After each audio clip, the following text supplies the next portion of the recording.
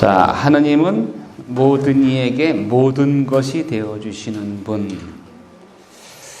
탈출기 3장 14절에 모세가 백성들에게 당신을 누구라고 소개를 할까요? 그랬더니 나는 나다, 있는 자, 그러다, I am who I am 그러셨죠.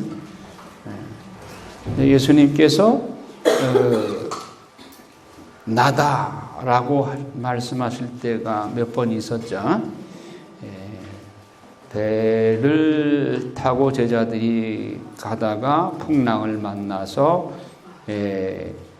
매일 때에 예수님이 물 위를 걸어가시고 그러시다가 나다라고 말씀을 하셨죠. 나다. 그런데 예수님은 모든 이에게 모든 것이 되어주시는 분이시다. 바울 사도도 그런 말씀하셨어요. 모든 이에게 모든 것이 되어주는 삶. 이렇게 모든 이에게 모든 것이 되어주시기 오신 이 하느님은 요한복음에서 나는 무엇이다 라고 7가지로 표현을 하시죠. 다 잊어버리셨어요? 한번 아는 대로 여러분들 기억나는 대로 정리해 봅시다. 6장 41절에 나는 하늘에서 내려온 빵이다 하셨죠. 8장 12절에 나는 세상의 빛이다 라고 말씀하시고 10장 7절에 나는 양들이 드나드는 문이다. 11절에 나는 착한 목자이다. 11장 25절에 마르타와의 대화에서 나는 부활이요 생명이다. 14장 6절에 나는 길이요 진리요 생명이다.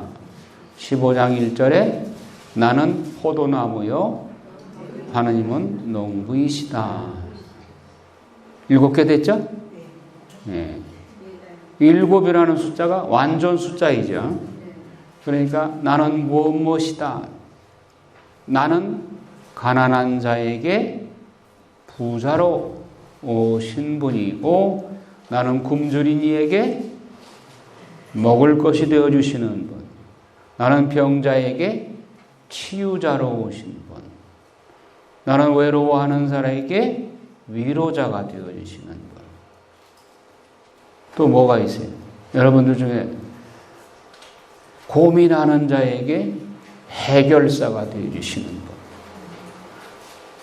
슬퍼하는 자에게 위로가 되시는 분. 모든 이에게 모든 것이 되어주시는 분이시다. 하나님은. 예. 여러분들에게 다 적용된단 말이에요. 여러분이 어떤 처지에 있는지 10인 10색이요. 근데 그 사람들에게 필요한 모든 것이 되어주시는 분이 하느님이시다. 나와 코드가 안 맞는 분이다. 그렇게 생각하지 마시란 말이에요. 나와 코드를 맞춰 오시는 분이에요. 아셨죠? 자, 오전에 이어서 지금 36장, 예레미야서 36장 봅니다. 자, 여호야킴 4년 기억하셔요. 여호야킴 4년이 몇 년이에요? BC? 605년. 예. 여호야킴 왕은 아주 못된 왕이에요. 그래서 예레미야를 어떻게 처단할까 하다가 감옥에 가두었어요. 지금. 감옥에 가두니까 하나님의 말씀을 전할 수가 없잖아요. 그래서 예레미야의 비서요 서기인 바룩을 시켜서 하나님의 말씀을 바룩에게 받아 적으라고 그랬어요. 그래서 받아 적어서 두루마리에 받아 적어서 주님의 말씀을 주님의 집, 즉 성전에서 읽어주어라. 읽어주었어요. 그랬더니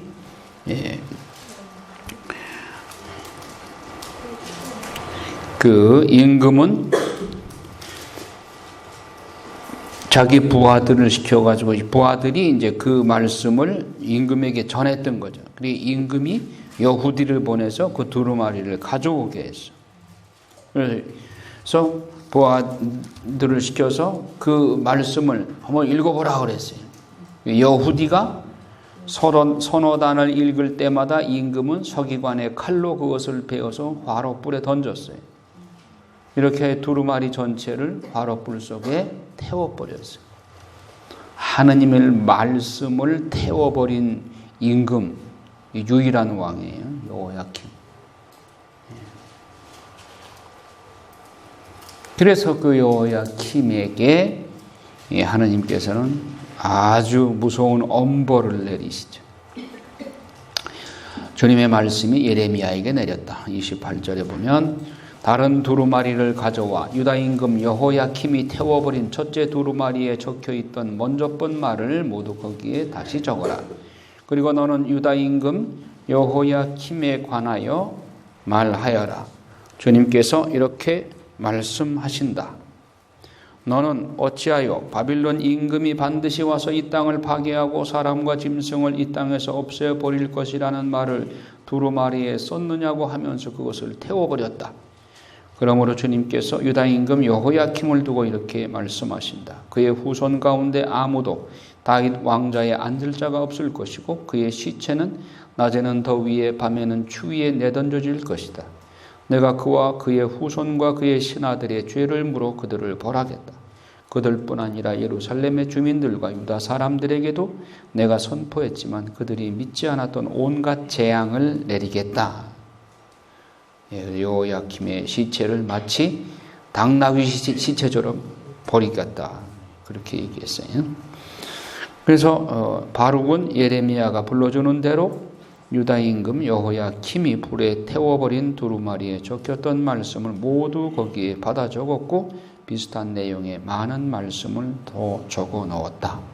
그러면 그 바룩이 받아 적은 내용이 좋은 내용일까요? 아니면 멸망에 관한 이야기일까요? 멸망하게 될 것이라는 내용이죠.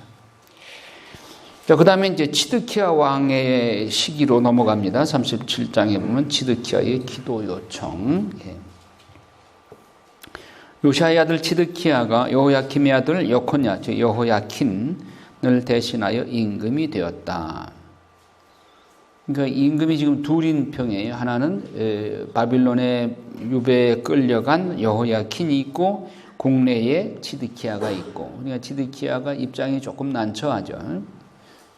예레미야 예언자를 통해서 주님의 말씀을 그 치드키야가 신하들과 나라 백성이 주님의 말씀을 듣지 않아요. 그러니까 거짓 예언자의 말을 쪽으로 여론에 쏠리는 거죠. 치드키야 왕이. 그런데 국제 정세는 점점 더 악화되고 그러니까 예레미야 예언자에게 몰래 사람을 보내서 치드키야가 우리를 위해서 하나님께 기도해 주시오. 기도를 부탁해요.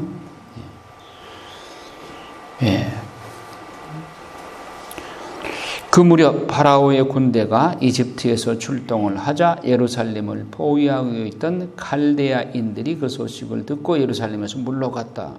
그러니까 바빌론이 퇴각을 하니까 이 치드키야 또 마음이 헷갈리는 거예요. 흔들리는 거예요. 이러면은 뭐 우리가 이집트에 그 구원을 요청하는 게 낫지 않은가? 그동안은 이제 치드키야나 여호야킴이나 바빌론에게 조공을 바치고 그쪽에 강제로 조공을 바치도록 그렇게 강요를 받았었는데 이집트가 출동을 하니까 바빌론이 퇴각을 했어요. 그러니까 그러면 다시 이집트 쪽으로 돌아서는 거예요. 또 주 이스라엘의 하느님께서 이렇게 말씀하십니다. 나에게 물어보라고 너희를 보낸 유다 임금에게 이렇게 전하여라. 치드키야한테 너희를 도우러 출동한 파라오의 군대는 제 나라 이집트로 돌아갈 것이다. 그러면 칼데아인들은 다시 돌아와 이 도성을 공격하고 점령하고 불태울 것이다. 그러니 너희는 칼데아인들이 너희에게 물러갈 것이라고 하면서 너희 자신을 속이지 마라. 그들은 물러가지 않을 것이다. 너희를 공격하는 칼데아인들의 모든 군대를 너희가 처부수어 그들 가운데 부상당한 자들만 남는다 할지라도 그들은 저마다 진지에서 일어나 이 도성을 불태울 것이다. 그러니까 뭐 이집트가 널 구워줄 것처럼 거기 믿지 마라. 이미 바빌론한테 정복당하게 돼 있으니까 바빌론에 유배를 가고 항복을 해라. 이제는 때는 늦었다 그거죠. 그래야 희생을 줄일 수 있다 그거죠. 자, 그 거짓 예언자들이 하느님 말씀을 또 이렇게 예레미야가 전하니까 예레미야 너는 우리나라 망한다는 소리밖에 안 한다 하면서 잡아 가둬요 또. 대신들이 예레미야에게 화를 내고 그를 때리고 요나탄 서기관 집에 있는 구덩이에 가두었어요. 사람들이 그것을 감옥으로 만들었던 것이다. 예레미야는 둥근 천정 조수 동굴에 들어가서 오랫동안 그것에 갇혀 있게 되었다. 여러분 그 유튜브에 보면 예레미야 영화가 있어요. 그거 한번 보면 참고할 수 있어요. 그러나 뭐 영화는 영화로서의 한계가 있으니까 성경 그대로는 아니에요. 그렇게 뭐 자세하게 나오지도 않고 조수 동굴에 갇혀 있는 예레미야의 모습이 거기 나오죠. 인상적으로. 치드키야가 예레미야를 은밀히 만났다. 동굴에 가둬놓고도 여론에 못 이겨서 가두긴 가두었지만 국제정세가 점점 더 악화되니까 치드키야가 걱정이 되는 거예요. 그러니까 예레미야한테 가서 하느님 말씀을 좀 한번 여쭤보라고. 그러니까 주님께서 무슨 말씀을 하시지 않으셨어? 예레미야가 하셨습니다. 그러니까 계속해서 그는 임금님께서는 바빌론 임금의 손에 넘겨주실 것입니다. 뭐 예레미야는 일관되게 처음부터 끝까지 지금 계속 바빌론한테 지금 넘어가니까 항복해라 그거예요. 예레미야는 치드키야 임금에게 호소하였다. 제가 임금님이나 임금님의 신하들이나 이 백성에게 무슨 잘못을 저질렀기에 저를 감옥에 가두신 것입니까? 바빌론 임금이 여러분과 이 나라를 치러 오지 않을 것이요 하고 여러분에게 예언하던 그 가짜 예언자들은 어디 있습니까? 저희 주군이신 임금님 제발 제 말씀을 들어주십시오. 저희 간청을 들어주시오. 저를 요나탄 서기관의 집으로 보내지 말아 주십시오. 그곳에 가면 저는 죽습니다. 그러니까 가짜 예언자들한테 보내면 뭐 맞아 죽죠. 치드키야 임금은 사람들에게 명령을 내려 예레미야를 경비대 울 안으로 옮기고 도성에 빵이 모두 동이 날 때까지 날마다 빵 굽는 이들의 거리에서 빵을 날라다가 그에게 주도록 하였다. 그래 예레미야는 경비대 울 안에 머무르게 되었다. 그래서 그 물 없는 조수 동굴에 갇혔다가 예레미야가 이제 풀려나는데 그때 풀려나는데 중요한 역할을 한 사람이 있어요. 누구예요? 에디오피아 사람 넷이 에벤멜렉입니다. 에벤멜렉, 에디오피아는 피부가 검죠. 이 에벤멜렉이 가만 보니까 이 조수 동굴에 예레미야 그냥 놔뒀다가는 죽겠어. 그러니까 임금에게 찾아갑니다. 에벤멜렉이 왕궁에서 나와서 임금에게 가서 말합니다. 저희 주군이신 임금님, 저 사람들이 예레미야 예언자에게 한 일은 모두 악한 짓입니다. 그들이 그를 조수동굴에 던져 넣었으니 그는 거기에서 굶어 죽을 것입니다. 이제 도성에는 더 이상 빵이 없습니다. 그러자 임금이 치드키야가 에디오피아 사람 에벤멜렉에게 명령하였다. 여기 있는 사람들 가운데 30명을 데리고 가서 예레미야 예언자가 죽기 전에 그를 조수동굴에서 꺼내오라. 그래서 그 영화에 보면 에벤멜렉이 사람들을 데리고 가가지고 의복 창고에 가가지고 해진 옷들 이런 것을 찢어가지고 잡아매요. 그래서 밧줄을 만들어. 그래서 예레미야한테 내려줘. 깊은 그 우물과 같은 깊은 조수 동굴에다. 그래서 예레미야하고 붙잡으라고 그래요. 그래서 끌어당겨요. 이렇게 끌어올려요. 해진 옷과 누더기를 양쪽 겨드랑이와 줄 사이에 끼워 넣으시고 예레미야가 그대로 하자 그들은 줄을 당겨서 예레미야를 조수 동굴 밖으로 끌어올렸다. 그 뒤에 예레미야는 경비대 울 안에 머물렀다. 조수 동굴에서 꺼내서 임금의 그 경비대 울 안에 머물게 했어요. 치드키야가 마지막으로 예레미야한테 찾아가서 하느님께 여쭤봐달라고, 제가 어떻게 해야 될지. 예레미야가 치드키야에게 제가 임금님께 사실대로 하려면 임금님께서 반드시 저를 죽이실 것이고, 제가 임금님께 조언을 드린다 해도 임금님께서 제 말을 들으실 리가 없습니다. 그러자 치드키야 임금은 예레미야에게 은밀히 이렇게 맹세하였다. 우리에게 목숨을 주신 주님께서 살아계시는 한 내가 그대를 죽이지 않고 그대의 목숨을 노리던 자들 손에 넘기지 않을 것이요. 예레미야가 치드키야에게 말하였다. 만군의 주 이스라엘의 하느님께서 말씀하십니다. 자, 읽어봐요. 네가 바빌론 임금의 대신들에게 나가 항복하기만 하면 너의 목숨이 살아남고 이 도성이 불타지 않을 것입니다. 너와 네 집안도 살아남게 될 것이다. 그러나 네가 만일 바빌론 임금의 대신들에게 나가 항복하지 않으면 이 도성이 칼데아인들에게 넘겨지고 그들은 이 도성을 불태울 것이며 너는 그들의 손에서 빠져나가지 못하게 될 것이다. 그러자 치드키야 임금이 예레미야에게 말했다. 나는 칼데아인들에게 넘어간 유다인들이 무섭소. 그들이 나를 학대할 것이고. 예레미야가 말했다. 칼데아인들이 넘기지 않을 것이요. 임금님께 전해드린 주님의 그러면 임금님께서는 일이 잘 되고 목숨도 구하실 것입니다. 그러나 임금님께서 항복하기를 거절하실 경우에 주님께서 저에게 보여주신 사정은 이렇습니다. 유다 왕궁에 남은 여인들이 모두 바빌론 임금의 대신들에게 끌려가면서 이렇게 말할 것입니다. 당신과 가까운 친구들이 당신을 속이고 뜻대로 조종했지요.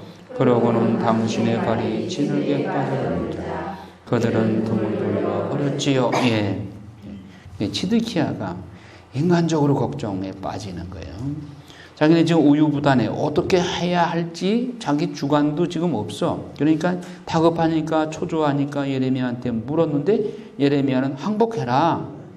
그러면 항복하면 치드키야의 마음속에 그러면 내가 바빌론에 유배간 사람들한테 내놓이게 되면 그 사람들이 나한테 돌을 던질 게 아닌가. 그 인간적으로 겁이 나는 거예요. 인간적인 생각이에요. 하나님의 말씀을 그렇게 항복하면 살려준다고 그러면 하나님의 말씀을 믿어요. 믿고 받아들여야 될 거 아니에요. 인간적인 생각으로 또 빠지는 거예요. 동족들한테 나를 넘겨주면 그 동족들은 바빌론으로 유배 강제로 끌려간 사람들이니까 그 사람들이 우리 임금 저 임금 때문에 우리가 이렇게 고생한다고 그러면서 나 때려 죽일 게 아닌가. 그 겁이 나는 거예요. 그랬더니 예레미야가 하나님의 말씀을 전하기를 바빌론 사람들이 당신을 유다인들한테 넘겨주지 않는다. 맞아 죽도록 넘겨주지 않는다. 그 말을 또 못 믿는 거예요. 그러면 그 후는 어떻게 될 것인가? 그것까지도 보여주잖아요. 그러니까 남은 유다 왕궁의 남은 여인들이 바빌론으로 끌려가면서 임금을 비난해서 하는 말이 당신과 가까운 친구들이지 거짓 예언자들이 당신을 속이고 멋대로 조종했지요. 그래 당신은 그 거짓 예언자들의 말에 속아 넘어갔지요. 그리고는 당신의 발이 진흙에 빠져들자 그들은 등을 돌려버렸죠. 거짓 예언자들이 끝까지 치드키야에게 충성해요. 나라가 망하니까 저기들은 다 도망가 버리고 왕이 죽든 말든 결국 그렇게 돼요. 치드키야가 나중에 부잡해요. 왕궁에 그러니까 예루살렘 성곽 안에 숨어 있다가 그 성곽을 바빌론이 빽둘러 싸가지고 몇 개월 동안 너희들 얼마나 버티나 보자. 너희들 그 안에 식량이 얼마나 있냐. 그거 떨어질 때까지 우린 기다리겠다. 먹을 것이 없으니까. 그리고 점점 그 포위망을 좁혀오니까 치드키야가 왕자하고 몰래 개구멍 바지로 빠져나가요. 도망가요. 도망가는데 바빌론 군대가 추적해가지고 결국 잡아요. 잡아가지고 네부갓네살 왕 있는 데에 끌고 가요. 끌고 가니까 네부갓네살 왕이 왕자 둘을 그 자리에서 죽여버려요. 그리고 치드키야 두 눈을 뽑아버려요. 그리고 바빌론으로 끌고 가서 죽을 때까지 감옥에 쳐넣어요. 아니 그거를 예레미야가 다 활동사진 보듯이 그렇게 예언을 해주었는데도 불구하고 인간적인 걱정 때문에 망설이다가 그 모양이 되잖아요.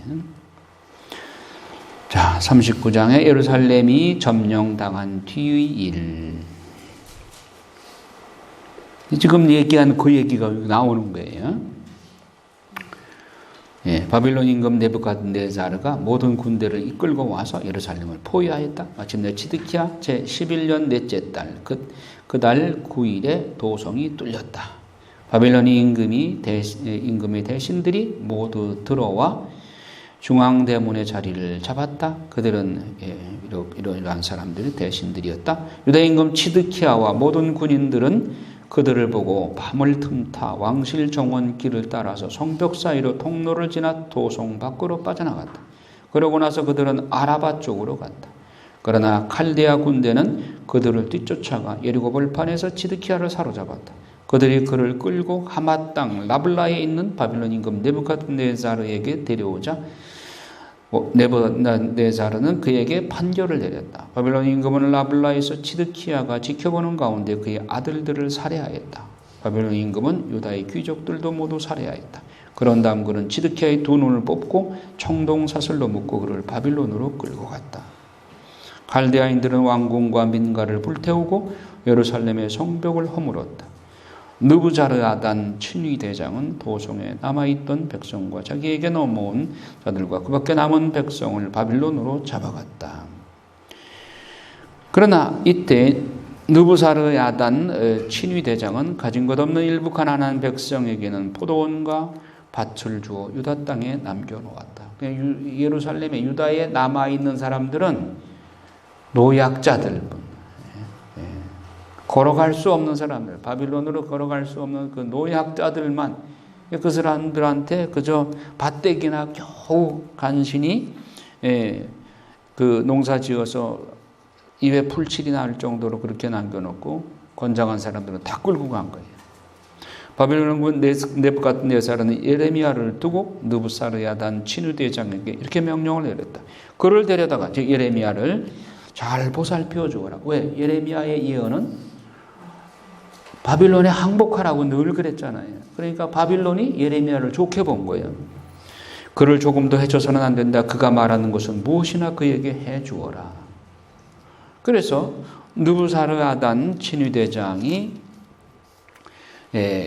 그 예레미야에게 당신이 바빌론에 가고 싶으면 가고 여기 남아있고 싶으면 있고 뭐 이집트로 가려면 가고 마음대로 결정하라고 그렇게 인격적으로 대우를 해주죠.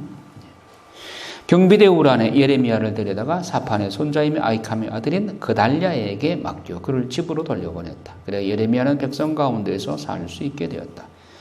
에벤멜렉의 구원, 아까 조수 동굴에서 건져준 이디오피아 사람, 하느님은 작은 그 공로 하나에도 잊지 않고 다 갚아주셔요. 예레미야가 아직 경비대 우란에 갇혀 있을 때에 주님의 말씀이 그대로겠다. 에티오피아 사람 에벤멜렉에 가서 말하리라. 만군의 주 이스라엘의 하나님께서 말씀하십니다. 이 도성의 복이 아니라 재앙을 내리겠다고 한 나의 말을 이제 내가 이루겠다. 이런 일이 바로 그날 네 앞에서 일어나겠지만 나는 그날에 너를 건져주겠다. 에벤멜렉을 너는 네가 두려워하는 사람들의 손에 넘어가지 않을 것이다. 내가 반드시 너를 구하여 네가 칼에 맞아 쓰러지지 않게 하겠다. 너는 나를 신뢰하였으므로 네 목숨을 전리품으로 얻을 것이다. 비록 이디오피아 이방인이지만 하느님의 사람 예레미야를 구해주었기 때문에 그 공로를 하나님이 잊지 않고 갚아주시는 거죠. 40장에 보면 그달랴 느부자르아단 친위대장이 라마에서 예레미야를 풀어준 뒤에 주님의 말씀이 느부자르아단 예레미야에게 내리기를 느부자르아단은 예레미야를 쇠사슬로 묶어서 예루살렘과 유다의 모든 유배자들과 함께 바빌론으로 끌고 가던 중이었다. 친위대장이 예레미야를 데려다 놓고 말하기를 주 그대의 하나님께서 이곳에 재앙을 내리겠다고 하셨는데 그대로 이루셨소. 주님께서 말씀하신 대로 하신 것이요. 그대들이 주님께 죄를 지었고 그분의 말씀을 듣지 않았기에 이런 일이 그대들에게 일어난 것이요. 이제 나는 오늘로 그대의 손에 묶인 쇠사슬을 풀어주겠소. 그리고 당신 원하는 대로 보내주겠소. 이 땅 어디든지 적당하고 좋은 곳으로 떠나가시오. 그대가 여기에 머물기를 원한다면 사판의 손자이며 아히캄의 아들인 그달랴에게 돌아가고 그와 더불어 백성 가운데서 사시오. 그는 바빌론 임금이 유다의 성읍들을 맡겨 돌보게 한 사람이요.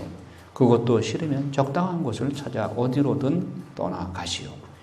그러고 나서 친위대장은 예레미야에게 길에서 먹을 양식과 선물을 주어서 그를 떠나보냈다. 예레미야는 미츠파에 있는 아히캄의 아들 그달랴에게 가서 그와 더불어 그 땅에 남아있는 백성 가운데에서 살았다. 자, 그런데 그 지휘관들과 부하들이 바빌론 임금이 그달랴에게 이 땅을 맡겨서 돌보게 하였어요. 그러니까 말하자면 유대인 중에 그달랴라는 사람을 뽑아서 그 지역을 임시로 다스리게 한 거예요. 그달랴를. 그래서 그달랴는 그들과 그 부하들에게 맹세하며 말하기를 두려워하지 말고 칼데아인들을 섬기시오. 이 땅에 살면서 바빌론 임금을 섬기시오. 그러면 그대들은 잘 될 것이오. 그런데 유다인들 남아있는 사람들 입장에서 보면 그달랴는 말하자면 자기 동족에게 대해서 바빌론 사람 편이 되어서 자기 동족에게 대하니까 오해받기 쉽죠. 예.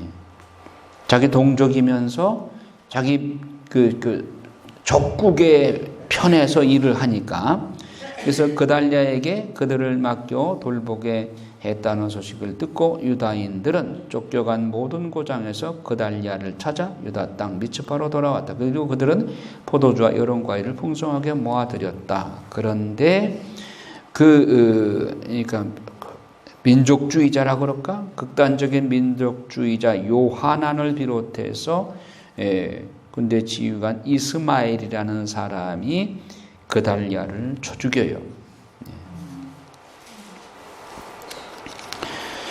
그래서 그 요하난이 미츠바에 있는 그달랴에게 가서 지금 이스마엘이라는 사람이 당신을 죽이려고 그럽니다. 그러니까 내가 저 이스마엘을 처리할게요. 그랬더니 그달랴가 뭐 그런 일 있겠느냐고 말을 안 들었어요. 그런데 이스마엘이 결국 그달랴를 찾아가 가지고 죽여요. 41장 2절에 보면 그래서 그달랴를 죽여요. 자, 이렇게 되면 바빌론에 모반한 것이 되죠. 바빌론이 임시 총독으로 임명한 그달랴를 유다인 잔당들이 죽였으니까 바빌론에 복수가 있겠죠. 그러니까 이스마엘이 도망가요. 이스마엘은 미츠바에서 그달랴뿐만 아니라 그와 함께 있던 모든 유다인들 거기 와 있는 칼데아 군인들도 쳐 죽였다. 그리고 이제 이집트로 도망을 가죠, 이 사람이. 자, 그래서 요하난과 그의 군대의 모든 지휘관들이 느탄야의 아들 이스마엘이 저지른 온갖 악한 짓들을 전해 듣고 부하들을 모두 거느리고 느탄야의 아들 이스마엘을 공격하려고 출동하였다. 그래서 그들이 기브온에 있는 큰 못가에서 이스마엘을 만났어요. 그래서 이스마엘과 함께 있던 모든 백성이 카레아의 아들 요하난과 그의 군대의 모든 지휘관들을 보고 기뻐하였다. 그래서 미츠바에서 이스마엘이 사로잡아 끌고 간 백성은 모두 뒤돌아서 카레아의 아들 요하난에게로 넘어갔다. 그러자 느탄야의 아들 이스마엘은 부하 8명과 함께 요하난에게서 달아나 암몬 자손들에게로 숨어버린 거죠. 복수가 두려우니까. 42장에 보면 주님의 말씀을 듣지 않고 이집트로 도망가다. 자, 요하난과 호사야의 아들 아자르야와 낮은 자에서 높은 자에 이르기까지 모든 백성이 지금 예루살렘에 남아있는 사람들 지금 초조한 거예요. 어떻게 해야 되나? 지금 바빌론의 복수가 있을 텐데 여기 남아있어야 되는가? 이집트로 피난 가야 되는가? 그러니까 예레미야한테 묻는 거예요. 하나님의 뜻을. 그런데 예레미야의 예언을 그동안 다 안 받아들였는데 말씀대로 다 이루어졌거든. 그러니까 이번에 또 한번 하나님 말씀을 청해 들어보고자 이제 예레미야한테 온 거예요. 그래서 제발 당신에게 엎드려 간청하니 우리 남은 자들 모두를 위하여 주 당신의 하나님께 기도해 주시오. 사실 우리는 당신이 보시다시피 많은 사람들 가운데 조금밖에 살아남지 않았소. 주 당신의 하나님께서 우리가 나아갈 길과 해야 할 일을 알려주시도록 해주시오. 예레미야가 잘 들었습니다. 이제 내가 여러분이 청한 대로 주 여러분의 하나님께 기도를 드리고 주님께서 여러분에게 응답하신 것은 무엇이나 여러분에게 숨기지 않고 다 말하겠습니다. 예레미야 말이 바뀔까요? 하나님의 말씀 시종일관 바빌론에 항복하라는 거죠. 그러자 그들도 예레미야에게 말하겠다. 우리에게 대하여 진실하고 성실하신 증인이신 주님을 두고 맹세합니다. 우리는 주 당신의 하나님께서 당신을 시켜 우리에게 내리신 모든 말씀을 그대로 실천하겠습니다. 우리는 당신을 주 우리 하나님께 보내드리는데 그분의 응답이 좋든지 나쁘든지 우리는 그분께 순종하겠습니다. 주 우리 하나님의 말씀을 들으면 우리가 잘 될 것입니다. 입에 침도 마르기 전에 언제 그랬더냐도 안 믿어요. 예레미야에게 하나님의 말씀이 내렸어요. 10절 읽어볼까요? 너희가 이 땅에 그대로 머물러 살면 내가 너희를 세우고 부수지 않겠으며 너희를 심고 뽑지 않겠다. 내가 너희에게 내린 재앙을 후회하기 때문이다. 바빌론 임금을 너희가 두려워하는데 그를 두려워하지 마라. 내가 너희와 함께 있어 너희를 구원하고 너희를 그의 손에서 건져낼 터이니 그를 두려워하지 마라. 주님의 말씀이다. 내가 너희를 가엾이 여겨 그를 시켜 너희에게 자비를 내려서 고향 땅으로 돌려보내게 하겠다. 하나님의 말씀 뜻밖이요. 바빌론 임금을 두려워하지 말고 그가 오히려 너희들을 보호해 줄 거다. 승복만 해라. 근데 그 말이 고지가 안 들리는 거예요. 그래서 그들은 처음에 예레미야에게 맹세하고 하나님의 말씀은 무슨 좋은 말씀이나 안 좋은 말씀이나 다 순종하겠다고 해놓고 예레미야가 이런 예언을 하니까 에이 뭐 그래 하고서 안 들어요 또. 그래서 16절에 보면 만군의 이스라엘 하나님께서 이렇게 말씀하시다. 너희가 두려워하는 칼이 이집트에서 너희를 뒤쫓고 네가 도망가면 너희가 무서워하는 굶주림이 이집트에서 너희를 붙쫓아 그곳에서 너희가 죽게 될 것이다. 이집트로 도망가면 이집트까지 칼이 쫓아가고 굶주림이 쫓아갈 것이다. 재앙이. 이집트 땅으로 얼굴을 돌려 그곳에 들어가 사는 자들은 모두 칼과 굶주림과 흑사병으로 죽게 돼요. 그들 가운데에는 내가 그들에게 내릴 재앙에서 벗어나거나 빠져나갈 수가 하나도 없을 것이다. 너희가 이집트로 들어가면 예루살렘의 주민들에게 나의 분노와 진노가 쏟아졌던 것처럼 너희에게도 나의 진노가 쏟아부어질 것이다. 그래야 너희는 악담과 공포와 저주와 수치의 대상이 되고 다시는 이곳을 볼 수 없게 될 것이다. 거기서 다 죽을 것이란 말이죠. 주님께서 여러분에게 유다의 남은 자들아 이집트로 들어가지 마라 하고 말씀하셨습니다. 그렇지만 안 들어요. 여러분은 여러분의 목숨이 달린 실수를 저질렀습니다. 사실 여러분은 주 여러분의 하나님께 나를 보내면서 우리를 위하여 주 우리 하나님께 기도해 주시오. 주 우리 하나님께서 말씀하시는 것은 무엇이나 알려주시면 실천하겠습니다. 그렇게 약속해 놓고 안 듣잖아요. 그래서 오늘 내가 여러분에게 그것을 알려드렸는데 여러분은 주 여러분의 하나님의 말씀을 곧 그분께서 나를 보내셔 여러분에게 전하게 하신 모든 분부를 듣지 않았습니다. 그러니 이제 똑똑히 알아두시오.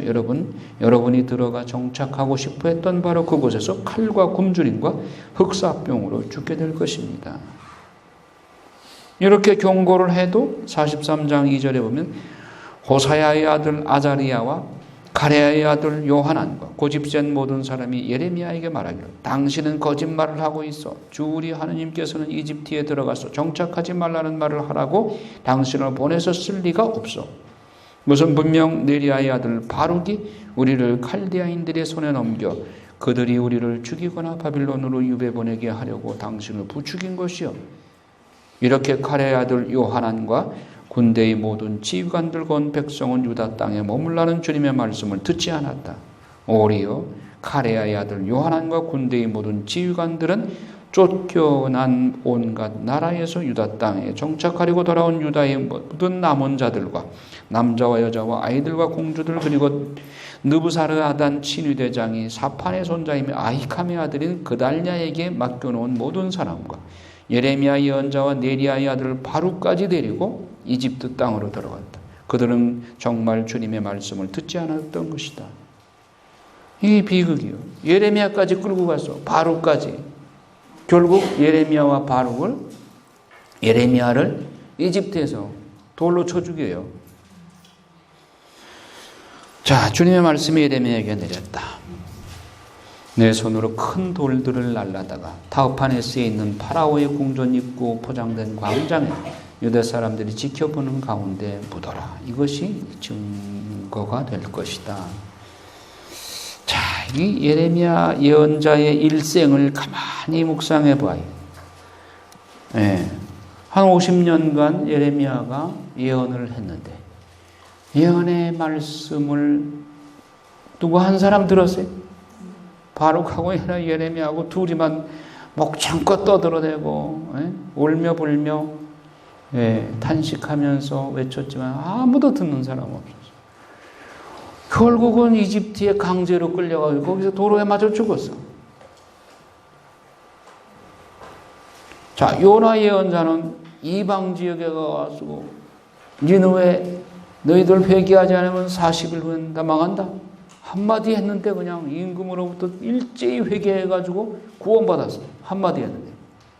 예레미야는 50년 동안 초라하고 그것도 하느님의 백성인 이스라엘 백성들 예루살렘에서 그렇게 목놓아 하느님의 말씀을 전했는데도 불구하고 아무도 듣지 않고 결국은 예레미야를 이집트로 끌고 가서 돌로 쳐 죽였어. 그 예언자의 삶이 참 예레미야 인생 그래서 눈물의 예언자잖아요. 인간적으로 볼 때는 하나도 예레미야의 말은 성취되지 않았고 이루어지지 않았어요. 그럼 예레미야 삶은 헛된 것인가? 한번 묵상해 보세요.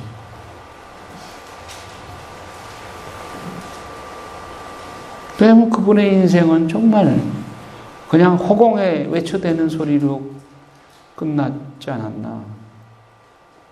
그냥 그게 아니에요. 그분의 사명은 그것이요.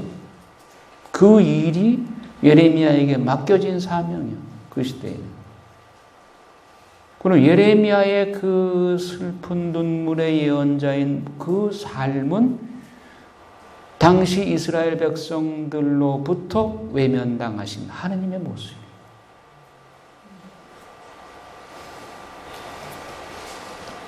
철저하게 외면당한 하느님의 모습. 2000년 전 예수 그리스도가 33년의 생애 동안 이스라엘 백성들에게 외면당하여 십자가에 못 박혀 죽으신 그 삶의 전형이 예표예요. 그럼 예수님의 십자가 사건이 헛된 것인가? 실패로 끝났는가? 아니잖아요. 그게 구원의 열쇠예요. 그리고 천국문을 여는 열쇠예요. 예수님이 십자가에 달려 운명하실 때 마귀들이 박수갈채 쳐서 우리가 이겼다 하고 사흘 만에 전세가 역전됐어요. 예레미야 삶 마찬가지예요. 그분의 그런 희생이 있었기에 이스라엘이 70년 후에 회개하고 돌아와서 다시는 우상 숭배 안 떨어져요. 지금까지도 유대교를 믿는 유대인들이 우상 숭배하는가 봐요. 오늘날 전 세계에 흩어진 사람들. 절대로 그러지 않죠. 그러니까 유배 70년 동안의 유배살이는 하나님께서 그들을 교육시키기 위한 하나의 방법이었어요. 그래서 유배 생활 70년이 그냥 고생만 찌딱하다가 그것으로 끝난 것이냐? 다른 의미는 없는 것이냐? 아니요. 큰 교훈을 얻었어요. 우리가 믿는 하나님이 진짜 하나님이다. 밖에 나가보니까 우리가 믿었던 야훼 하나님, 우리가 예루살렘에서 이스라엘에서 고국에서 무시하고 천대하고 했던 그 야훼 하나님이 진짜 하나님이다. 그걸 바빌론에서 똑똑히 본 거예요. 바빌론 궁전에서 다니엘과 세 친구들을 통해서 드러났잖아요. 얼마나 역설적이야. 느부갓네살의 입으로 야 너희 하나님이 진짜 하나님이다. 너희 하나님 이외의 다른 신은 다 가짜다. 그래 너희 하나님을 모욕하거나 그런 사람들은 천벌을 받을 것이다 하고 느부갓네살의 입을 통해서 고백하게. 하나님은 전능하신 분이야. 못하실 일이 불가능이 없어. 원수의 족국 왕의 입을 통해서 고백해. 당신 선민의 입으로 고백하지 않는 하느님, 족국의 왕의 입을 통해서 신앙 고백하게 하시는 하느님, 하느님께는 불가능이 없어요. 고국에서는 사제 모든 백성들이 다 야훼 하느님께서 등 돌리는데 미성년자로 갔던 다니엘과 세 친구들은 족국 바빌론 궁전에서 그 악마의 소굴에서 죽으면 죽으리라. 임금신 신상에는 내가 죽어도 절하지 않겠습니다. 임금이 나를 아무리 꼬셔도 소용없습니다. 나의 하느님 전능하신 분은 당신이 마음만 먹으면 나를 이 풀무불에서도 건져주실 것이요. 그러나 그러하지 아니하더라도 나는 당신 신상에 절하지 않겠소. 나의 하느님은 오직 야훼 하느님뿐이기 때문이요. 다니엘이 사자굴에서 하느님께서 기적적으로 살려냈고 풀무불에서 다니엘의 세 친구와 그리고 예수님께서 같이 거니시면서 사람의 아들 같은 분이 같이 거니면서 머리카락 하나 타지 않고 구출될 수 있도록 당신의 전능을 드러내심으로써 그걸 본 바빌론의 노예로 끌려간 사람들이 하느님의 이 권능을 보면서 야, 우리가 그동안 잘못 알고 있던 하느님이 진짜 하느님이야. 우리가 다시는 이방신에게 절하지 말아야지. 이방신들은 사실 헛것이고 인간이 만든 거예요. 인간이 만든 신을 신이라고 말할 수 있어요. 그래서 70년 유배살이가 그들에겐 절대로 헛된 것이 아니에요. 자기들이 믿어왔던 하느님을 제대로 알게 된 거예요. 70년 유배살이가 하느님으로부터 당신이 누구라고 하는 것을 가르쳐주는 소중한 교육의 기회였던 거예요. 그러니까 예레미야의 이 희생 그 바탕 위에 70년의 유배살이를 통해서 이스라엘 백성들에게 야훼 하느님이 누구신가 하는 것을 체험하게 해줬던 거예요. 자, 이제 바룩의 구원 45장. 예레미야 예언자가 네리야의 아들 바룩에게 한 말이다. 자기 비서 서기입니다. 바룩은 유다 임금 요시아의 아들 여호야킴 제4년에 예레미야의 입에서 직접 이 말씀을 받아 적어 책에 적었다. 주 이스라엘 하나님께서 너 바룩에게 이렇게 말씀하신다. 너는 불행하여라. 이 내 신세 주님께서 내 고통의 슬픔을 더해 주시니 나는 탄식으로 기진하고 안식을 찾을 수 없구나 하고 말한다. 이 바룩이 이런 말을 했다는 거예요. 그러니까 스승이신 예레미야를 보나 자기 신세를 보나 야, 난 참 불행하다. 주님께서 내 고통과 슬픔을 더해 주시니 탄식밖에 나올 게 없구나. 그렇게 탄식한다마는 하나님께서 주님께서 이렇게 말씀하신다. 나는 내가 세운 것을 부수기도 하고 내가 심은 것을 뽑기도 하는데 이 땅의 모든 것이 바로 그렇다. 너는 자신을 위하여 무슨 위대한 일들을 찾고 있는데 그런 일들을 더 이상 찾지 마라. 내가 정녕 모든 사람에게 재앙을 내리겠다. 주님의 말씀이다. 그러나 나는 네가 어디를 가든 너의 목숨을 구해주겠다. 여러분, 하느님의 뜻이 아닌 내가 무슨 위대한 일을 하겠다. 헛된 거 찾지 말란 말이에요.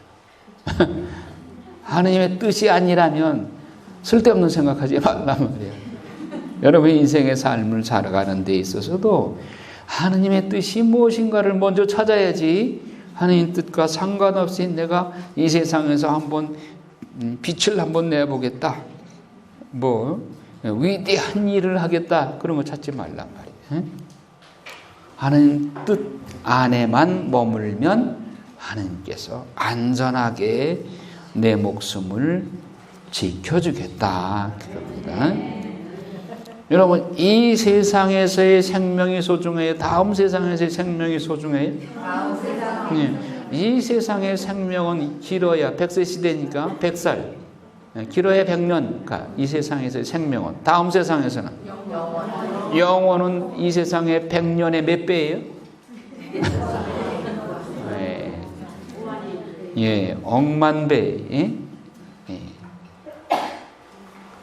그런데 많은 사람들이 이 세상 100년 생명에 목숨 거는 사람들이 많단 말이에요. 어리석은 거죠? 그 사람들은 우리를 보고 어리석다라고 그래요. 올해 성경반에 나와서 공부하는 사람들한테 자기들은 이 세상에 지금 산으로 들러 구경 다니고 이렇게 좋은 철에 따분하게 묵상의 집에 가가지고 하루 종일 머리 아프게 공부하고 있다고 어리석다고 그런 얘기예요. 자, 그러면 그들을 향해서 당신은 100년의 삶을 위해서 그렇게 목숨을 걸고 있어? 우리는 영원한 생명을 위해서 공부하고 있는 거요.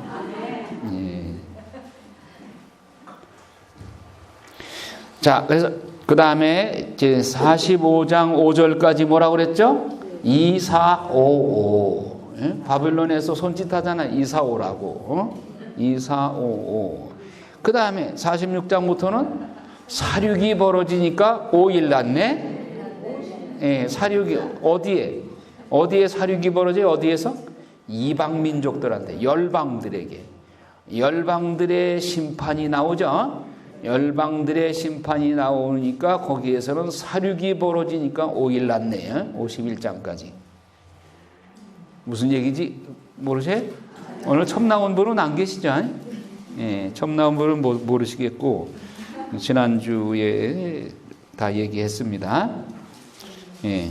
사륙이 이민족들에게 심판이 내리는데 사륙이 벌어지니까 5일 났네. 46장부터 51장까지 이방민족에 대한 심판입니다. 칼그미스 전투에서 패배했다. 605년에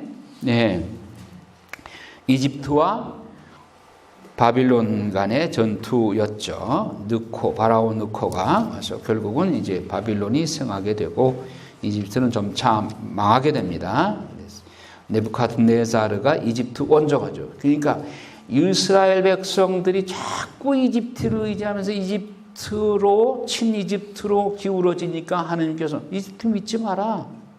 그래도 불구하고 친이집트로 가니까 하나님께서 바빌론을 들어서 이집트를 치시죠. 이집트를 멸망시키잖아요. 그러니까 우리가 하느님 중심으로 살아야지 인간적으로 생각해서 여기 붙는 게 낫겠다. 중국에 붙는 게 낫겠다. 그러다 망한단 말이야.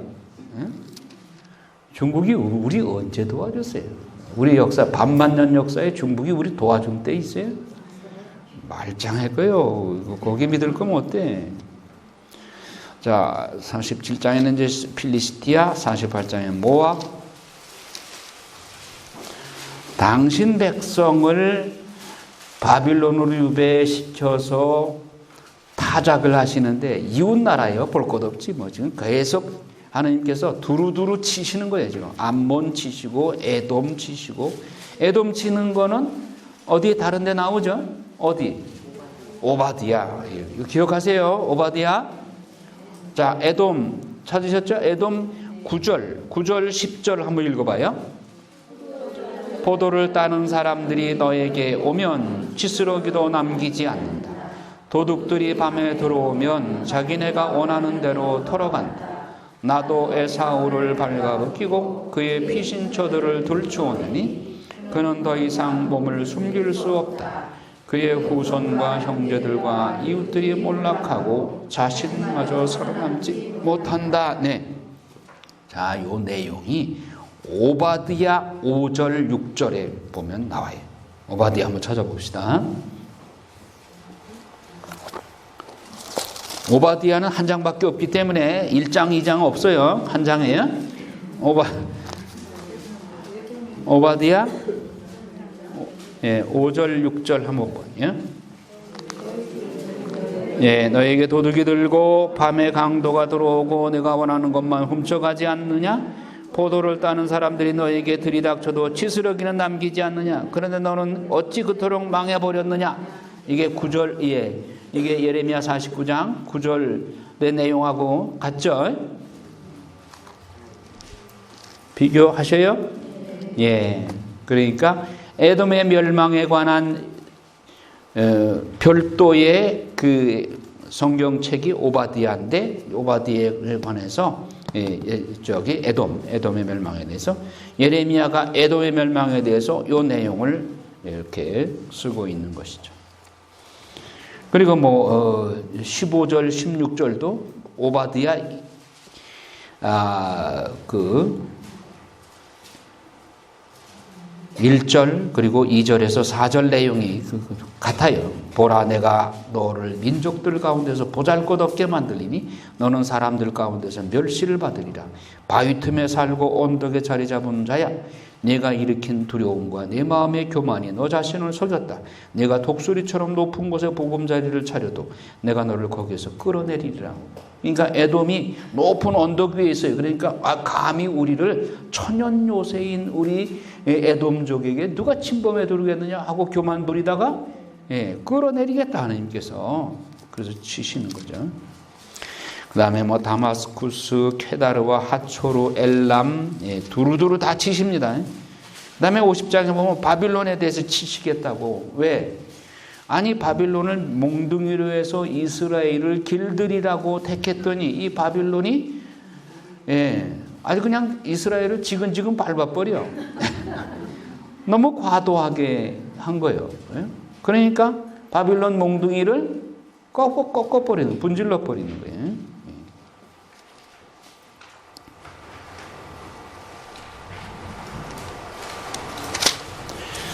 바빌론 멸망에 대해서 여러 번 나오죠, 지금.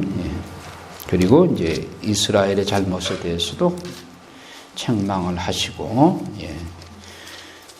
자, 그래서 51장 20절 한번 볼까요? 읽어요. 너는 나의 망치요 나의 무기다. 나는 너를 통하여 민족들을 부수고 너를 통하여 나라들을 파괴하였다. 나는 너를 통하여 말과 기병을 부수고 너를 통하여 병거와 병거 부대를 부수었다. 나는 너를 통하여 남자와 여자를 부수고 너를 통하여 늙은이와 아이를 부수었으며 너를 통하여 총각과 처녀를 부수었다. 나는 너를 통하여 목자와 그의 양떼를 부수고 너를 통하여 농부와 그의 겨짓소를 부수었으며 너를 통하여 총독과 지방 장관들을 부수었다.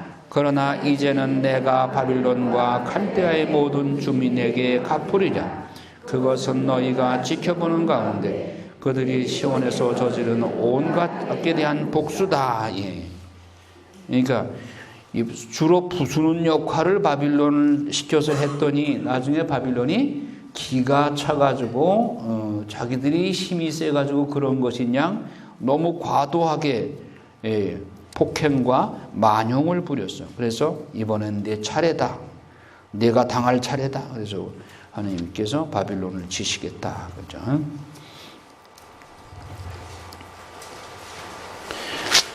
예, 그 이야기가 쭉 기록되어 있고, 그 다음에 부록 있죠. 부록은 필요 없는 거예요? 꼭 필요하니까 붙여놓은 거예요? 부록을 우습게 보지 마셔. 우리가 다른 구약 성경에서 부록의 중요한 내용이 많이 담겨 있던 게 뭐였죠? 방광기 부록 17장부터 21장까지 그 부록, 방관들의 타락상에 대해서 방광기 부록에 나오고 있죠. 자, 예레미야서도 52장이 부록이 그 유다의 멸망과 그 멸망 후에 임시정부에 관해서 잘 나오고 있어요.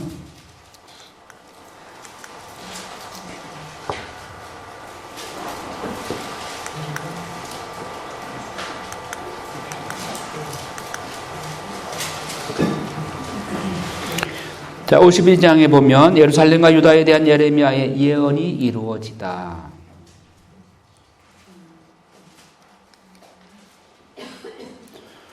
그래서 지드키야는 여호야킴이 하던 그대로 주님의 눈에 거슬리는 악한 짓을 저질렀다. 예루살렘과 유다가 주님을 분노하시게 하였기에 주님께서는 마침내 그들을 당신 앞에서 쫓아내셨다. 지드키야가 바빌론 임금에게 반역하였다. 그래서 바빌론 임금 느부갓네살은 지드키야 통치 제9년 열째 달 초여름날에 진군을 이끌고 예루살렘에 왔다. 그들은 그곳을 향하여 진을 치고 사방으로 공격 축대를 쌓았다. 그래서 도성은 지드키야 임금 제11년까지 포위당하였다. 넷째 달 초 아흐렛 날 도성에 굶주림이 심해지고 나라 백성에게 양식이 떨어졌다. 드디어 성벽이 뚫렸다. 그러자 군사들이 모두 달아났다. 갈대아인들이 도성을 둘러싸고 있는데도 밤을 틈타서 임금이 정원 곁에 있는 두 성벽 사이 대문을 나가 아라바 쪽으로 갔다. 아까 나온 내용, 그 내용 다시 반복하는 거죠. 갈대아인들이 군대가 임금을 뒤쫓고 예리코 들판에서 지드키야를 따라잡았다. 그래서 이제 라불라의 임금이 있었는데 그 라불라의 그 이들을 체포해가지고 끌고 갔더니 임금 저 지드키야 보는 앞에서 지드키야 두 아들을 살해하고 지드키야는 두 눈을 멀게 하고 청동 사슬로 묶어서 바빌론으로 끌고 가서 죽는 날까지 감옥에 가두었다. 느부사르에 대한 얘기 나오고 이렇게 해서 멸망하게 되고 마지막으로 끌려간, 그러니까 예루살렘 성전이 무너지고 끌려간 그 포로 숫자가 4,600명이다. 다 합쳐서 4,600명. 자, 다윗 후손의 운명 31절 읽어요. 유다 임금 여호야킨의 유배살이 제37년 12째 달 25째 날이었다. 바빌론 임금 에윌므로다가 자기가 왕위에 오른 바로 그 해에 유다 임금 여호야킨을 감옥에서 풀어주었다. 바빌론 임금은 그에게 친절히 말을 건네며 그와 함께 바빌론에 있는 더 높은 곳에 설치하였다.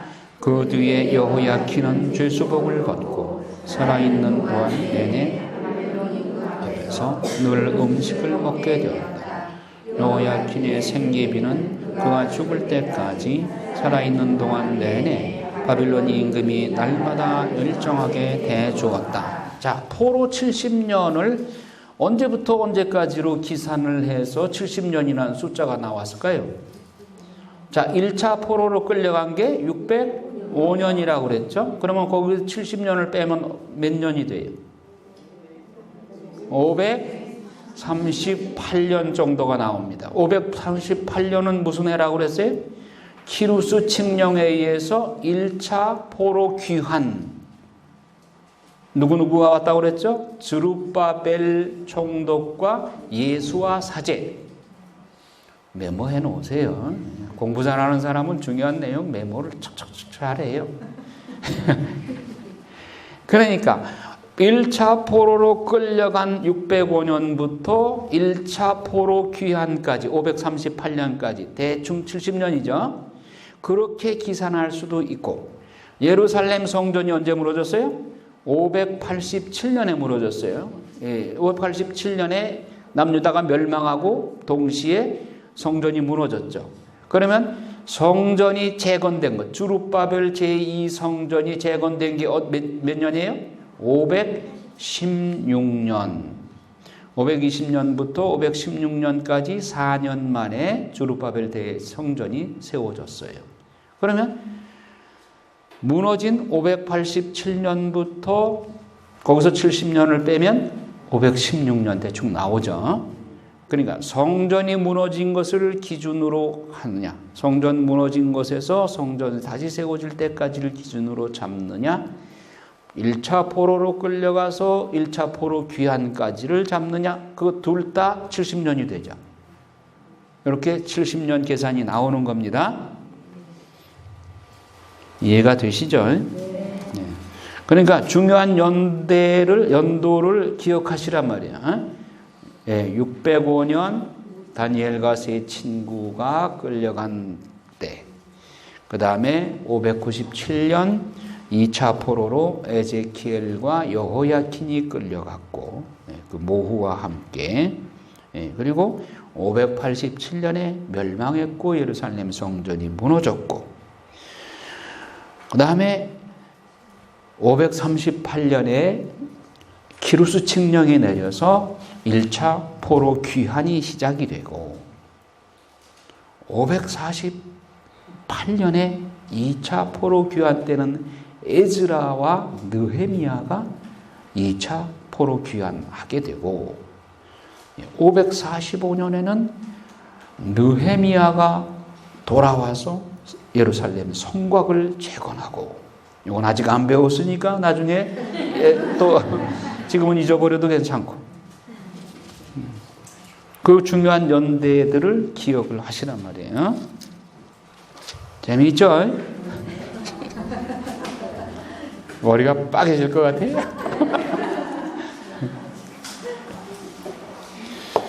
자, 그런데 바룩이 예레미야로부터 받아 적었다고 그랬죠. 그 내용일지 아니면 바룩이 나중에 나름대로 자기가 보고 들은 것을, 그리고 하나님의 말씀을 받아 적은 것인지. 그러니까 예레미야가 감옥에 갇혀서 바룩한테 받아 적으라 그래서 읽어주었는데 여호야킴 왕이 그거 가져오라고 해가지고 불살라 버렸죠. 그래서 없어졌잖아요. 그래서 다시 받아 적으라고 해서 다시 적었죠. 그 내용인지 아니면 바룩이 별도로 다른 성경을 썼는지, 그것이 그렇게 확실치는 않아요. 자, 바룩서를 보도록 합시다. 지금 같이 봐야 될 게 바룩서와, 이제 바룩서는 지금 멸망하기 직전이에요. 그러니까 멸망하는 그 시기요. 그 다음에 멸망한 현장에서 예레미야가 쓴 것이 예레미야 애가예요. 그 라멘타시오네스 애가예요. 바룩을 먼저 봐도 상관없고 애가를 먼저 봐도 상관없고 그 시기니까. 그 다음에 또 봐야 될 게 하박국서예요. 하박국서도 거의 같은 시기예요. 근데 이제 예레미야, 바룩 이거 뭐 비서이고 하고 하니까 그걸 따로 띄기보다는 그냥 같이 보고 그 다음에 하박국을 나중에 보자 그거예요. 자, 바룩 이제는 앞에를 보시기 바랍니다. 예레미야의 비서 바룩이 바빌론에서 쓴 글. 바룩 예레미야 예언자의 비서로서 예레미야 예언자의 증언, 예레미야서 36장 43장에 나오는 증언과 바룩서의 서문에 의하면 바룩은 유다의 명문 가문 출신으로 남부 유다 왕국의 서기관으로 재임하고 있는 동안 예루살렘의 멸망에 대하여 예레미야의 신탁을 두루마리에 적어 유다 임금 여호야킴에게 전달했지만 왕은 두루마리를 조각조각 불살라버렸다. 그러자 바룩은 또다시 두루마리에 적었다. 예루살렘이 바빌론에서 에게 파괴된 후 바룩은 예레미야와 함께 친바빌론 파로 몰려 친이집트 세력에 의해 이집트로 끌려갔다. 아까 다 얘기했습니다. 예. 바룩서의 내용은 구조를 보면 역사적인 서문을 앞에 1장에서 말하고 또 유배자들의 참회 기도. 자, 우리가 유배 갔으니 우리가 하느님의 징벌에 의해서 우리가 유배 간 것은 우리의 탓이다. 회개해야 된다. 참회에 관한 기도. 또 지혜에 관한 명상. 예루살렘을 위한 권고와 위로. 그리고 예레미야의 편지를 바룩서 뒤에다가 붙여놨어요. 네, 이런 구조로 되어 있어요. 신학사상 바룩서는 애가처럼 하느님의 자애와 공정을 재청명하면서 예언자들의 목소리와 신명기 신학을 충실히 반영한다. 즉 악을 저질렀으니까 우리가 이런 징벌을 당하는 것이다. 신명기적인 신학. 죄의 개념, 죄를 지은 자는 하느님에게서 떠나간다. 하느님을 멀리하고 등지는 것이 죄다. 죄는 불행과 벌을 초래한다. 그러므로 죄를 지은 사람은 개인이나 공동체에서 책임을 져야 한다. 사람은 자기 힘만으로 죄의 상태에서 정화될 수 없고 오직 하느님의 자비에 의해서만 가능하다.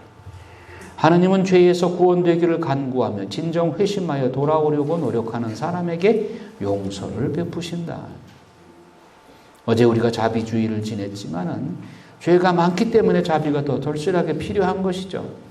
그러나 그때 우리가 해야 할 일은 통회, 진정한 통회가 필요한 거예요. 하느님은 통회하는 영혼 앞에 마음이 약해지죠. 이스라엘은 현재 재앙인 바빌론 유배의 원인을 하느님께 탓을 돌릴 수가 없다. 하느님을 배반하고 우상 숭배에 떨어진 자신들의 죄에 대한 자업자득임을 인정하고 하느님의 자비를 청하여야 한다. 그러니까 다니엘의 세 친구도 우리 민족이 하느님 앞에 고개를 들 수가 없습니다. 우리가 죄를 지었기 때문에 이러한 고통을 받는 것은 당연한 것입니다. 그렇게 인정을 하죠. 그러면 이 시대에 우리나라가 이렇게 혼란 중에 있으면 우리가 가슴을 치고 통회해야지. 네 탓이요. 서로 상대방한테 네 탓만 주자 해서는 안 된단 말이에요. 하느님 앞에 그건 아무 효과가 없어. 그러니까 자기 가슴을 치면서 요 나가 문제다. 요 나.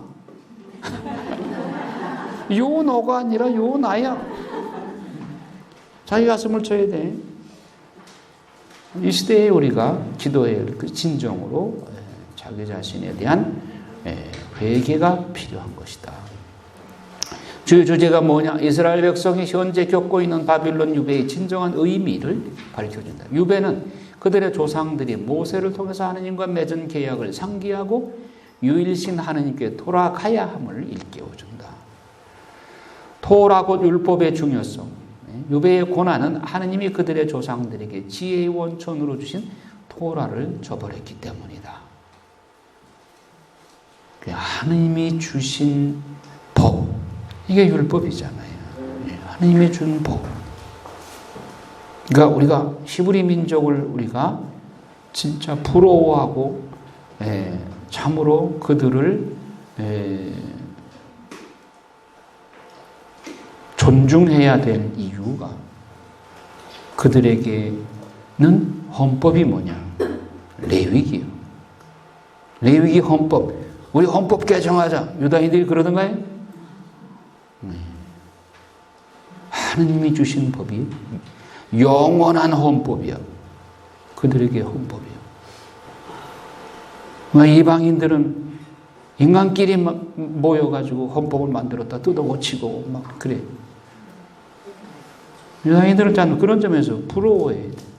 또 유다인들의 축일, 레위기 23장.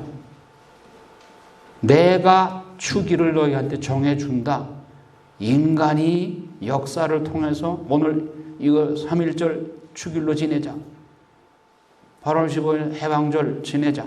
그런 게 아니에요. 하느님이 정해주셨어. 과월절, 오순절 하느님께서 정해주셨어. 그건 요지부동이요. 옮길 수도 없고. 그러니까 그 축일을 지 마음대로 고치다가 하느님한테 매맞은 사람이 누구예요? 누구야? 북이스라엘에 처음 시작한 사람 예로보암이잖아요. 예로보암. 그래서 이 예로보암의 죄가 무슨 죄라고 그랬어요? 비스무리했지 않냐? 축일 지 마음대로 만들었잖아요. 하느님이 만들어주신 축일을 지내야 되는데 지 마음대로 축일을 해서 사제를 아무나 임명해서 평신도 중에서 아무나 임명해서 레위 지파에서 임명해야 될 거 아니에요. 그리고 예루살렘의 성지순례 가면 다시 안 돌아올까 봐 북이스라엘에다가 두 군데다가 이렇게 다 한 거예요. 실로에다가 성길 제단을 만들고 거기서 제사 지내서 제사를 지내긴 지내는데 비스무리하게 지내요. 네, 그러니까 우리가 선민인 이스라엘 백성들 하느님이 법을 주셨어요. 그 법은 움직일 수 없는 법이죠. 자, 애가의 저자처럼 예루살렘을 여성으로 인격화하여 저자는 하느님께서 그들을 낯선 땅에서 고국으로 되돌려 보내시리라고 말하면서 절망에 빠진 호르몬이를 들어올리시고 정의와 평화와 거룩함을 전파할 새로운 소명을 주실 것이라고 선언한다. 예레미야 45장에 바룩의 구원에 관해서 너는 너 자신을 위하여 무슨 위대한 일을 찾고 있는데 그런 일들을 더 이상 찾지 마라. 내가 정녕 모든 사람에게 재앙을 내리겠다. 주님의 말씀이다. 그러나 나는 네가 어디를 가든지 너의 목숨을 구해주겠다. 하나님의 말씀을 전했기 때문에 하나님의 말씀을 입에 담고 선포하고 말씀을 실천하는 사람은 어디에서든 하나님이 지켜주시는 거예요. 산으로 피하려고 비상식량 라면 보따리 싸가지고 산으로 들어가지 말고 뭐 마지막 때라고 해서 비상식량 준비해가지고 한 달치 식량 준비해서 뭐 토굴 속으로 들어가라. 그 쓸데없는 짓이야. 어디를 가든 내가 하느님 말씀 안에 살면 내 목숨을 언제든지 구해주겠다.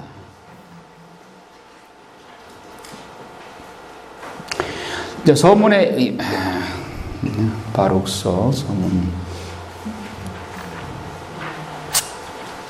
서문에 의하면 바룩서의 말씀들, 그 죄인들의 신앙 고백은 칼데아 사람들에 의해서 예루살렘이 파괴된 기념일에 유배된 백성 전체가 있는 바빌론에서 읽혀졌던 것 같다. 과월절 축제 시에 예루살렘에 올라갔던 순례자들은 희생 제물을 봉헌할 때에 주님의 집에서 읊조릴 기도를 가져가야만 했다. 이것을 에즈라 시대부터 디아스포라의 유대인들의 실천 행위에 완전히 부합되는 것이다. 에즈라가 저자로 생각되는 유사한 기도가 두 개 있는데 이것들은 유사한 상황 속에서 구성되었다. 에즈라 8장, 느헤미야 9장 비슷하다는 얘기예요.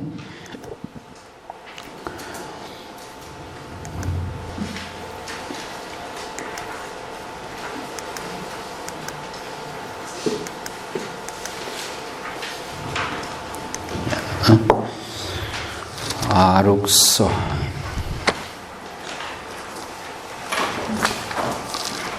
자, 바룩서를 보면 서문 나오고 그다음에 참회기도 나오죠. 고백. 자, 주 우리 하나님께서 의로움이 있지만 우리 얼굴에는 오늘 이처럼 부끄러움이 있을 뿐입니다. 이렇게 기도를 하셔야 되는 거예요. 왜 우리에게 이런 고통을 주십니까? 하면서 하나님한테 사태질해봐야 소용없고 그건 바위를 걷어차는 것과 마찬가지고 우리는 통회밖에 하나님의 마음을 움직일 수 있는 것은 통회밖에 없어요. 통회의 눈물. 그래서 11절에 보면 기도가 길게 나오죠. 그 다음에 지혜에 관한 명상, 권고, 가까이 갈 수 없는 지혜, 하나님만이 슬기를 하시고 그것을 이스라엘에게 주신다. 이 지혜는 의인화하면 지혜서에 의인화해서 예수 그리스도를 의인화시키죠. 지혜는 곧 하나님, 예수님이시다. 그렇게 말합니다.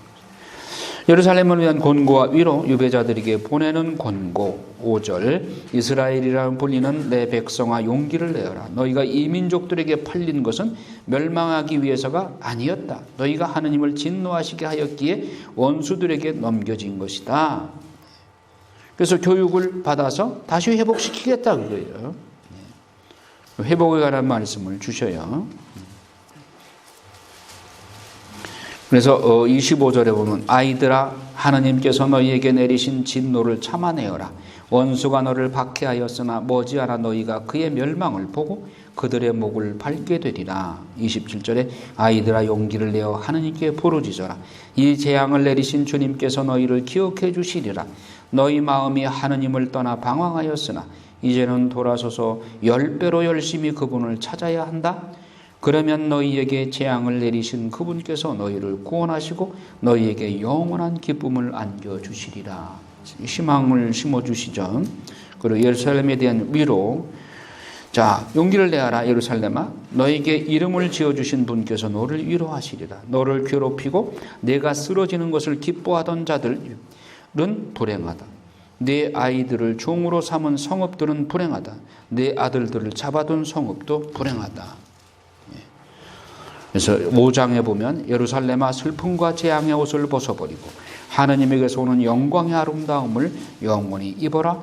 하느님에게서 오는 의로움의 겉옷을 걸치고 영원하신 분의 영광스러운 관을 내 머리에 써라. 4절에 의로운 평화 거룩한 영광이라는 이름으로 영원히 너를 부르실 것이다. 예루살렘아 일어나 높은 곳에 서서 동쪽으로 눈을 돌려보아라. 네 자녀들이 거룩하신 분의 말씀을 듣고 하느님께서 기억해 주신 것을 기뻐하면서 해지는 곳에서 해 뜨는 곳까지 사방에서 모여드는 것을 보아라. 7절에 보면 높은 산과 오래된 언덕은 모두 낮아지고 골짜기는 메워져 평지가 되라고 명령하셨다. 하나님의 명령으로 숲들도 온갖 향기로운 나무도 이스라엘에게 그늘을 들이우리라. 하나님께서는 당신에게서 나오는 자비와 의로움으로 당신 영광의 빛 속에서 이스라엘을 즐거이 이끌어 주시리라. 예. 미래 회복에 대한 희망이죠. 지금은 앞이 캄캄해도 회복에 관한 희망을 주십니다. 6장의 예레미야의 편지가 나옵니다. 그러니까 우상숭배에 떨어진 너희들 참 어리석다. 19절에 보면 6장 19절에 보면 그 우상들은 말이지 그것들은 신전의 들보나 같다. 땅에서 나온 벌레들이 그 신들의 심장이라는 것을 갉아먹고 옷까지 먹어치워도 그것들은 아픈 줄도 모른다. 그 신들의 얼굴은 신전의 연기로 검게 그을렸다. 그 몸통과 머리 위에는 박쥐와 제비와 그 밖에 다른 새들뿐만 아니라 고양이들까지 올라가 앉는다. 그래서 너희들은 그것들이 신이 아님을 알게 될 것이다. 그러니 너희는 그것들을 무서워하지 마라. 이렇게 인간이 만든 것, 자기 그 심장을 벌레가 와서 파먹어도 꼼짝 못하는 이런 게 무슨 신이냐? 왜 그런 어리석은 그런 신들을 섬긴다고 그러느냐, 그죠? 그 우상들은 말이지 목수가 또 금세공인들이 만들었다. 그리고 장롱을 만들고 남은 치스러기 나무 가지고 장난삼아 만든 그 우상한테 너희들은 거기다 가서 절을 하고 있다. 얼마나 어리석은 일이냐, 그죠? 자, 이렇게 해서 오늘 바록서까지 마쳤습니다. 다음 주에는 예레미야 애가와 하박국서로 나갑니다. 예레미야 애가를 읽기 위해서는 여러분 집에서 눈물 수건을 가지고 오셔야 돼요. 10분 후에 미사 봉헌합니다. 영광이 성부와 성자와 성령께 아멘. 성부와 성자와 성령으로 아멘.